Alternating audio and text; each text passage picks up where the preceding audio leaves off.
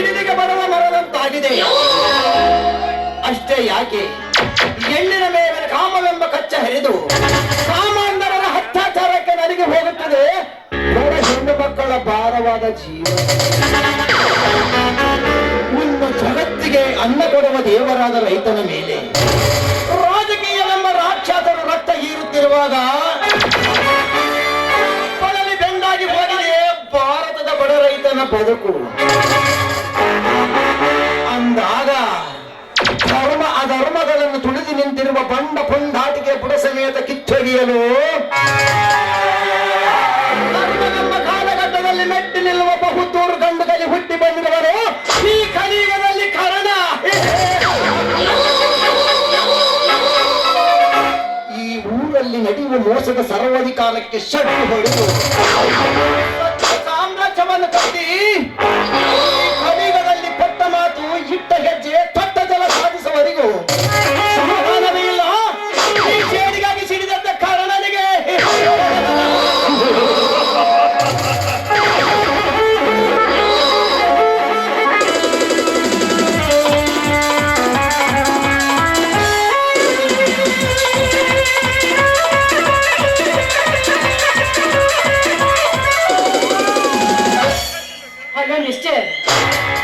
ದಾರಿಯಲ್ಲಿ ಮೈ ಉಬ್ಬಿಸಿಕೊಂಡು ಗೋಳಿ ಹಾಗೆ ನಿಂತಿರುವೆಯಲ್ಲ, ಸ್ವಲ್ಪ ದಾರಿ ಬಿಟ್ಟು ನಿಂತು. ಅಷ್ಟಕ್ಕೂ ಹರಿಯದ ಹುಡುಗಿಯರ ಕಂಡ್ರೆ ಹುಚ್ಚರಂತೆ ಜಲ್ಲು ಸುರಿಸುವ ನೀನು ಪಕ್ಕ ಮುಖ ಅಂತ ಗೊತ್ತಾಯ್ತು.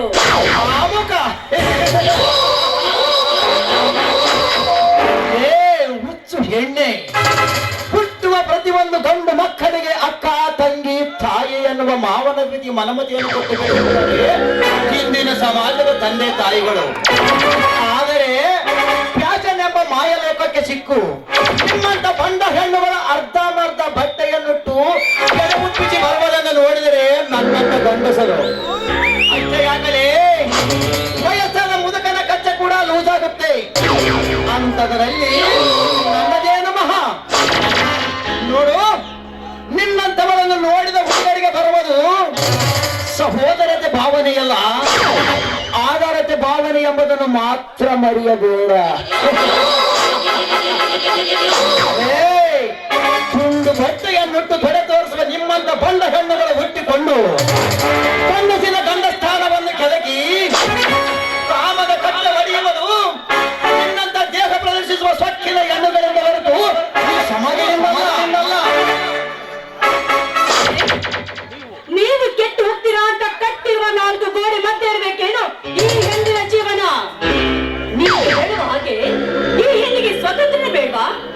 ನಿಮ್ಮಂತ ಗಂಡಸರ ಮಾತು ಕೇಳಿ ಹೆಣ್ಣು ತನ್ನ ಸೌಂದರ್ಯವನ್ನ ಮುಚ್ಚಿಡ್ಬೇಕಾ? ಸೌಂದರ್ಯ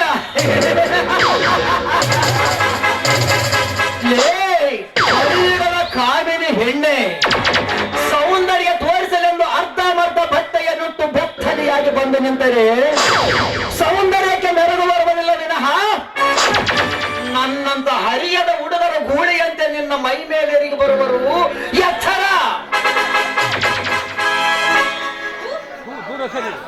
ಸರಿ ಆಚೆ, ನಿನ್ನ ಎಚ್ಚರದ ಮಾತು ಕೇಳಿ ಹುಚ್ಚಿನಂತೆ ನಡೆಸಿದ್ರೆ ಈ ಜಗತ್ತು ಹೇಳುತ್ತೆ ಹೆಣ್ಣಿನ ಸೌಂದರ್ಯಕ್ಕೆ ಬೆಲೆ ಕೊಡುದು ಈ ಭಾರತ ಸಂಸ್ಕೃತಿ ಅಂತ.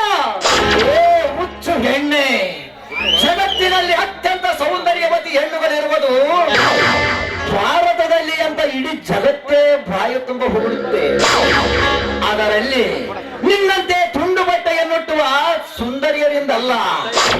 ನೋಡು, ಮೈ ತುಂಬ ಸೀರೆಯನ್ನುಟ್ಟುಕೊಂಡು ಚಳಿಯಲ್ಲಿ ಹೂವನ್ನು ಮುರಿದುಕೊಂಡು ಹಣೆಯಲ್ಲಿ ಕುಂಕುಮವನ್ನು ಇಟ್ಟುಕೊಂಡು ಬರುವುದನ್ನು ನೋಡಿದರೆ ಕಾಮವೆಂಬ ಗಂಡಸಿನ ಸೊಕ್ಕಡಗಿ ಅಮ್ಮ ಎಂಬುವ ಅಭಿಮಾನ ಉಕ್ಕಿ ಹರಿಯುತ್ತೆ. ಇದೇ ನಮ್ಮ ಭಾರತದ ಸೌಂದರ್ಯದ ಸಂಸ್ಕೃತಿ. ಅದಕ್ಕೆ ಹೇಳಿದ್ದಾರೆ ಬಲ್ಲವರು, ಭಾರತದ ಸಂಸ್ಕೃತಿಗೆ ತಲೆಬಾಗಿ ನಡೆಯುತ್ತೆ ಈ ಜಗತ್ತು ಅಂತ. ಅಂದರೆ ಹೆಣ್ಣು ತುಂಡು ಬಟ್ಟೆ ಹಾಕಿದ ತಕ್ಷಣ ತಪ್ಪು ಮಾಡುತ್ತೆ ಅನ್ನೋದಾದ್ರೆ ಈ ಹೆಣ್ಣು ಮಾಡಿರುವ ತಪ್ಪಾದ್ರೂ ಏನು?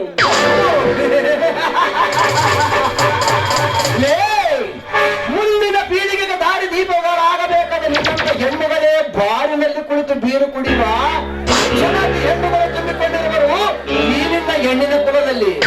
ಅದು ತಪ್ಪಲ್ವಾ? ಶಾಲೆ ಕಲಿಯುತ್ತೇನೆಂದು ತಂದೆ ತಾಯಿಗಳಿಗೆ ನೆಪ ಹೇಳಿ ಸಿಟಿ ಸೇರಿ ರಾತ್ರಿ ಹೊತ್ತಿನಲ್ಲಿ ಕ್ಲಬ್ಬಿನ ಮಪ್ಪಿನಲ್ಲಿ ಮಿಂಡವನ್ನು ಕೈ ಹಿಡಿದುವ ಗೊತ್ತಿಲ್ಲ ಈ ನಿನ್ನ ಹೆಣ್ಣಿನ ಸ್ವಾಧಿಕದಲ್ಲಿ ತಪ್ಪಲ್ವಾ?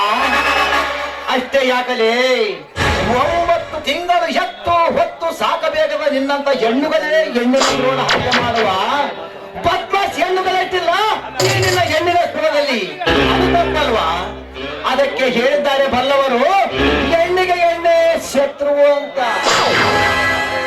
ಮಿಸ್ಟರ್, ನಾನೊಬ್ಳೇ ಪ್ಯಾಷನ್ ಮಾಡ್ತಾ ಇಲ್ಲ, ಹಳ್ಳಿಯಿಂದ ಹಿಡಿದು ದಿಲ್ಲಿವರೆಗೂ ನಡ್ತಾ ಇದೆ ಪ್ಯಾಷನ್. ಅಂತದ್ರಲ್ಲಿ ನನ್ನದೇನು ಮಹಾ?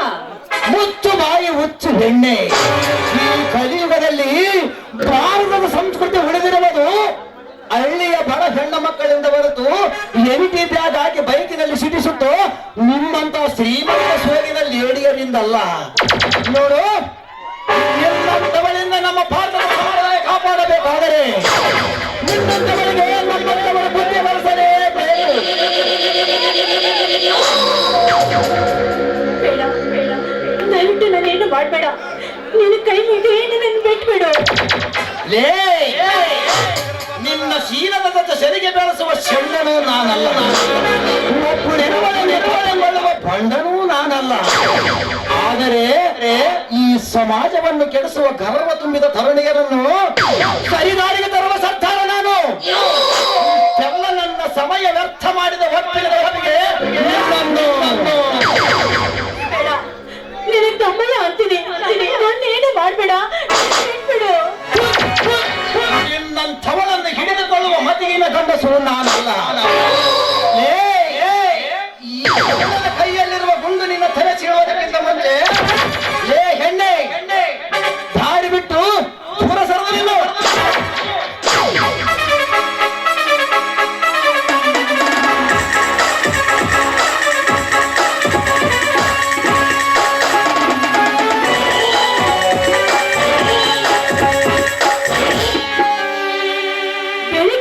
ಯಾರ ಮುಖ ನೋಡಿದ್ನೋ ಏನೋ, ಊರಿಗೆ ಕಾಲಿಡುವುದಕ್ಕಿಂತ ಮುಂಚಿತವಾಗಿ ಇವನ ಕೈಯಿಂದ ಮುಖಕ್ಕೆ ಮಂಗಾರ ಮಾಡಿಸ್ಕೊಂಡಲ್ಲ.